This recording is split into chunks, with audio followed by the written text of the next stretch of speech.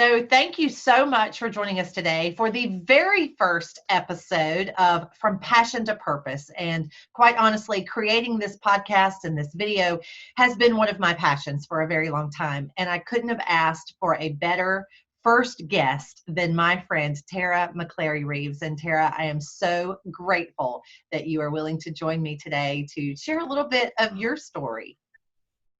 Oh, Tiffany, you have always been an inspiration to me and so many, and it's an honor to be here. Thanks for inviting me. You are a wife, a mother, a minister of sorts to people all over the world.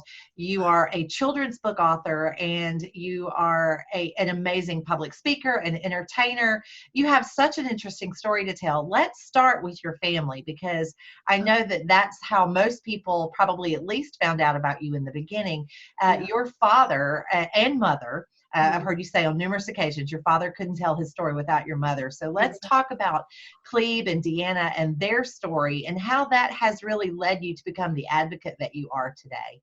Well, I am so blessed to have been raised in a godly home with a wounded warrior father and as an equally warrior mom. You know, my dad, Tiffany, was 26 years old. He was coaching at the University of South Carolina, and they had taken the football team to another college that I will not name, but at the time there was a riot on that particular campus, and there was burning of the American flag, and it outraged my dad, as it should all of us. He went in Dietzel's office and he said, Coach, I am signing up for the Marine Corps. And Coach Dietzel said, son, you are crazy. And in base training, Daddy wrote Coach Dietzel and said, yeah, Coach, you're right. I met my DI. I'm crazy. But Daddy doesn't apologize for it. He went on, because he was a college graduate of Erskine College. He actually went on to go to officer candidate school. And he went through that training. He and my mother were married only 6 months before my dad was sent off to a country that at the time Mom didn't even know where it was on a map. He had taken 13 men and he wanted to bring all 13 back. They were attacked on Hill 146 in North Vietnam. And Tiffany, Daddy had called for radio and air, well, had his radio man call in for air support. And because that particular night, the fog had just socked that hill in, the helicopter pilot said, Cleve, we are not going to get to be able to rescue Texas Pete until daylight. And Dad told his radio man, he said, well, tell him to forget it, because we are not going to be here at daylight. And as the Lord would have it, the helicopter was able to reconsider, and they flew in the early hours of that March 3rd morning, but they had already been attacked. And Ralph H. Johnson and Tom Jennings were the two that gave their all on that hilltop, on that Vietnam hilltop. And Ralph and Dad were both from the low country of South Carolina, and Daddy absolutely loved all of his men. A special connection with Ralph because of that low country connection. And Ralph was the young African-American Marine that literally blew himself in half to save my dad's life and the lives of his fellow Marines on that hill in Vietnam.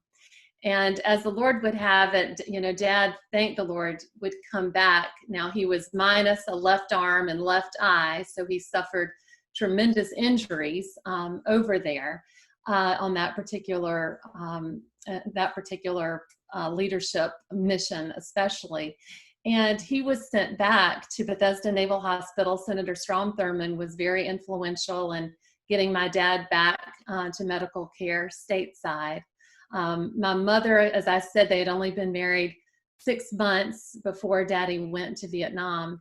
And the telegram that had been sent to Mom was descriptive, but it really ended talking about the severity of the injuries, but they were not able to really tell Mom all that had happened to Dad. And so she walked into that hospital room and she saw 2 men so burned, bandaged, and mangled that she thought she had actually entered the wrong room. and she turned to leave. And that's when she heard my dad. And my dad's Southern brogue is unmistakable. And she heard my dad's voice say, "Dee, honey, please don't leave me. I know I'm not too pretty to look at, but I thank the Lord that I'm alive to be with you today." And she turned around. Daddy was on that bed directly in front of her.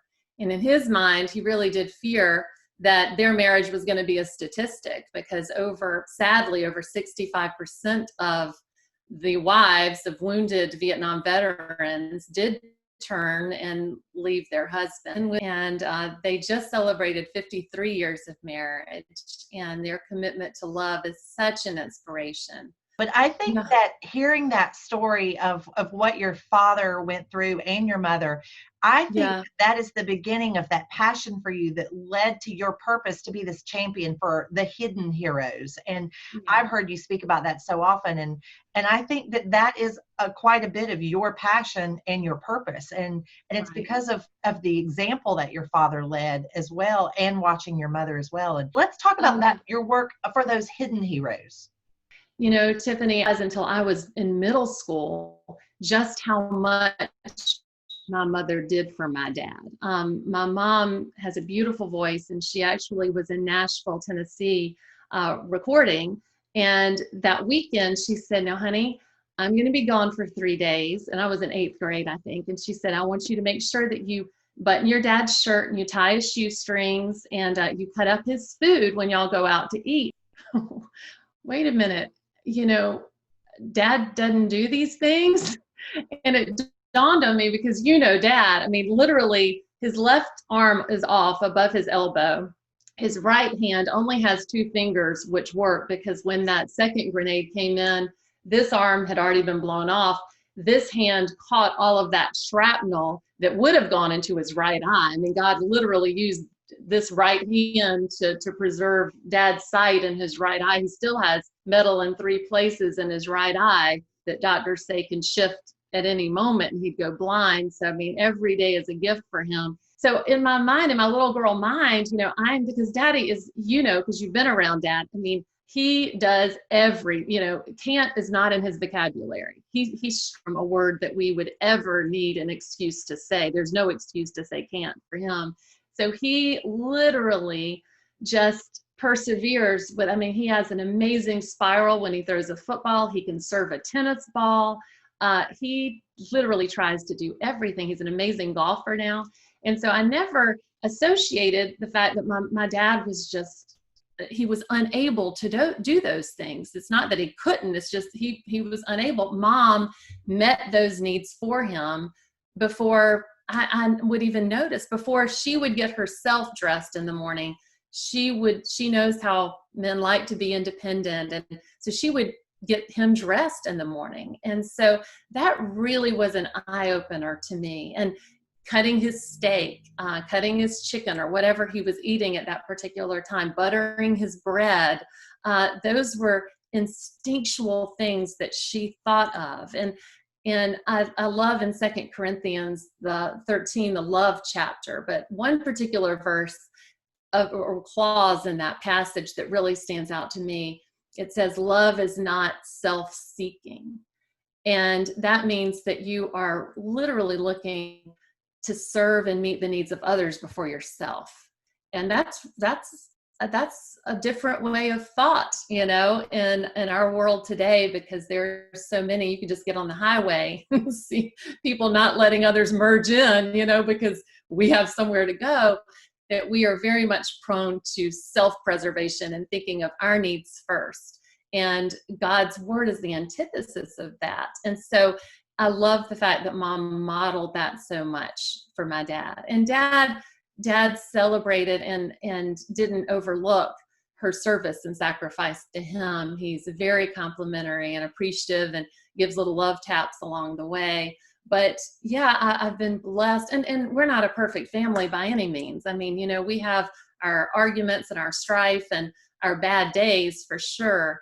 I've been raised understanding God's truth and understanding the application of biblical truth on a daily basis. That has meant so much to me. Prayer and getting in God's word have been priorities in our family. So do you think that that example growing up, I like to ask people, what did you want to be when you grew Yeah. up? And for me, I Yeah. always wanted to be on TV. Of course, at one time I thought I was going to be America's Next Top Model. Forget the fact that I had braces and acne and wore blue eyeshadow. I mean, it was the 1980s, right? I think that one of your childhood dreams was to be an amazing wife and mother. And am I correct? And was that because Yeah. of the example you saw from your own mother? Yeah, it definitely was, Tiffany. Again, I think our children are going to emulate in part what they see. And I'll often just pray to be at least half the wife and mom that my mother is, because she literally goes the extra mile. I do attribute that desire so much to her. She was also very sometimes mom and dad are my greatest cheerleaders, of course, early on. Now my husband is, but they really wanted me to be, number one, a student of God's word, and to seek his will through his word. We have all these grandiose ideas and plans, and a lot of times we just want to be a bull in the china shop and just kind of plow ahead. But seeking and discerning what his will is for our life first and foremost. And so being able to surrender that desire, that was a desire early on, to prayerfully marry a godly man who's willing to grow. And then if the Lord blessed us with children, those were desires. But that I just prayed, had to surrender those to the Lord, because that my plans may not always be his plans. And so it was really, I was actually later when I got married, I was 29 when I got married. And so in those 20s, I was obedient to seek God's desire for my life through his word, and recognized the talents that he's given me. I love to write. You talk about passion. Politics was my passion. It was my major at Furman University. And so my parents, being my accountability partners in those single years, really, they became, and I think all parents should be students of their children. And they really did study the way God had wired me. And so they would give me opportunities in those areas. I think that's what I'm so excited about, to share your last book that you wrote. But I want us to talk about it. I think there's a new series coming out as well. But I do want to talk about Is Your Dad a Pirate? Because this is a book that you wrote based on some stories of you growing up with your dad. You've talked about the eye patch and losing his eye and his arm in Vietnam. So talk a little bit about this book and how you were able to use your passion to fulfill another purpose there. I do love to write. I've always journaled. Collecting quotes has been my thing. You and I were in the Miss South Carolina pageant together, and you probably remember I used to carry around those little, they were cloth-bound journals that in my quiet time or in my research, that I would hear a verse that really convicted me, or a quote that I really admired. I would write that. So I've got just journals filled with those tidbits. And Tiffany, if there are little children in an audience, and I am standing next to my dad, who wears a very debonair patch, and I think he is the most handsome man next to my husband who ever walked the face of the earth. But I'm just so in awe of just his sacrifice for our country. And when people look at him from a distance, he physically looks different. He wears a patch, he has one arm. And so what do you think most children associate with my dad when they see a patch and one arm? It must be a pirate. Must be a pirate.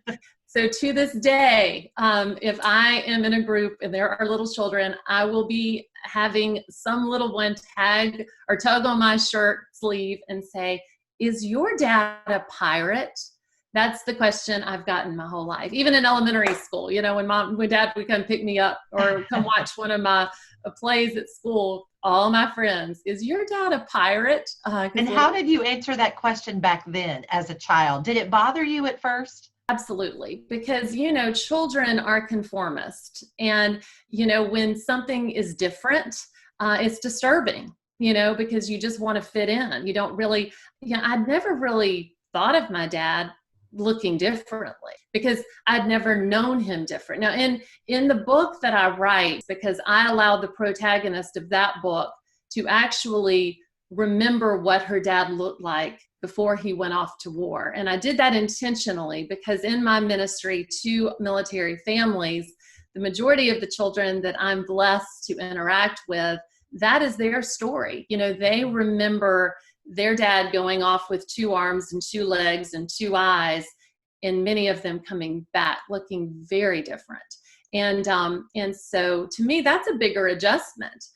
For me, Dad was wounded about a year and a half before I was born, or 2 years before I was born. And so when, you know, I didn't, growing up, I thought all dads were supposed to have 1 arm and 1 eye, you know?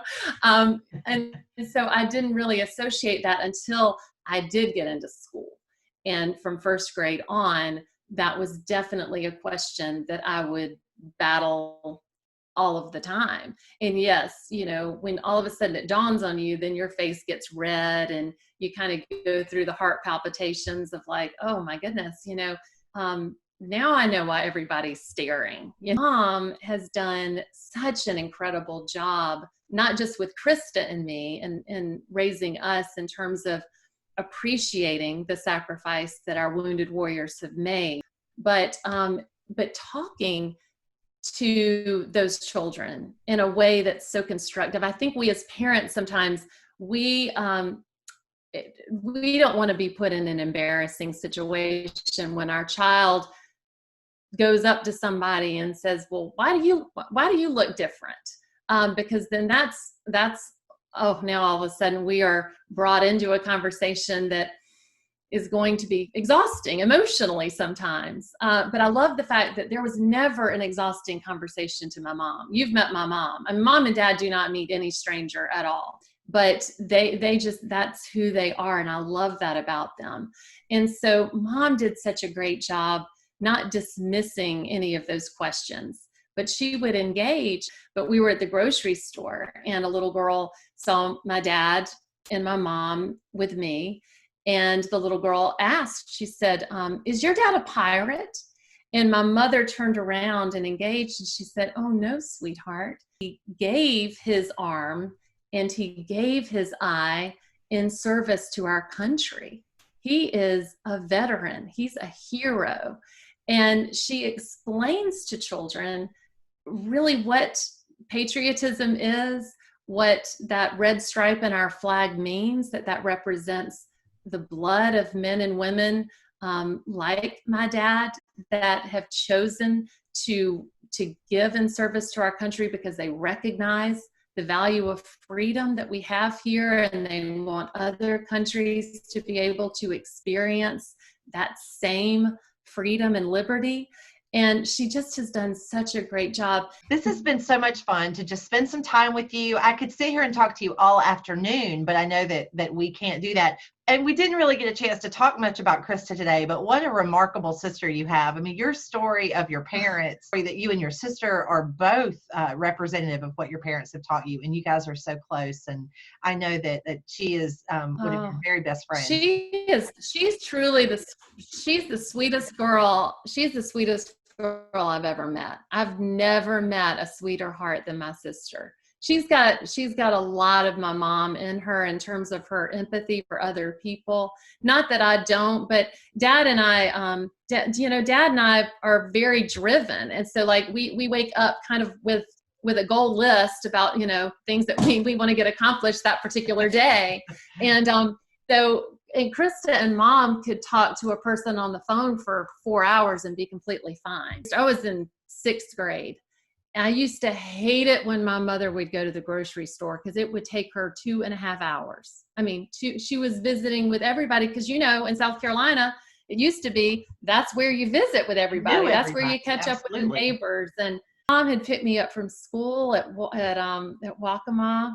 Mom said, I've got to go get bread after school. And I'm like, I'll run in for you. I will run in and I will get the bread for you. And so Tiffany, she drops me off because I had a goal to do. I'm like, Daddy, and we've got something we got to check off our list, and then we're going to be right back. Great. Turned to run, and the deli man came and he had tears streaming down his eyes. And he said, "Tara, is your mom in here?" And I went, "Nope, she's in the car." And he said, "Tara," he said, "I just got a call," because this was before text and cell phones or anything. He said, "I just got a call that my dad died." And he said, "Your mom will be the only one to help make sense out of this." Oh. And so I reluctantly went out to the car and got mom. And she went in there, and it was an hour and a half later, but she ministered not just to the man in the deli, but all of his staff. They were praying together. She was sharing truth with them. And I think that's when it dawned on me that of divine appointments, and that every heart is a hurting heart. Everybody needs to be encouraged, this side of heaven especially. And the fact that she just really was such a living testimony to me of the importance of that. Not that we can meet the needs of other people, but he uses us as a conduit to draw others to himself. And that would be the one person that particular deli manager would seek, would be mom, because of just the fact she connected. She took time with people to care, to ask about their families. Sometimes I can get so goal oriented that, I forget that importance. And I think that's what you're doing with this podcast and this vlogcast, is that you're connecting hearts. And that's such a needed gift right now, Tiffany, especially in the midst of the pandemic that we're in, because so many people are feeling so isolated and so alone, and they need these stories that you're going to be sharing with them through this podcast, and so it's what a gift. And thank you for sharing of your time and making this happen. Well, I appreciate you saying that, but it's all about sharing the interesting people and their stories that I have met along this journey that we call life. And I'm very blessed to have friends like you, and you and I could sit and talk all day long, but I know we could. You have that list that you need to check off, and I'm just like you. I have that list of things I need to get checked off today. So I just want to wrap up by saying thank you again from the bottom of my heart for being my guest for episode number 1 of my new blogcast and podcast called From Passion to Purpose. Hopefully, though, we all pray that this virus will move on and we are able to get back to some form of normalcy in our life. But even when that happens, we're going to continue to share stories of hope and inspiration, and stories of passionate people like you who have an amazing purpose in life to change lives and to create lasting change. And for that, I'm grateful.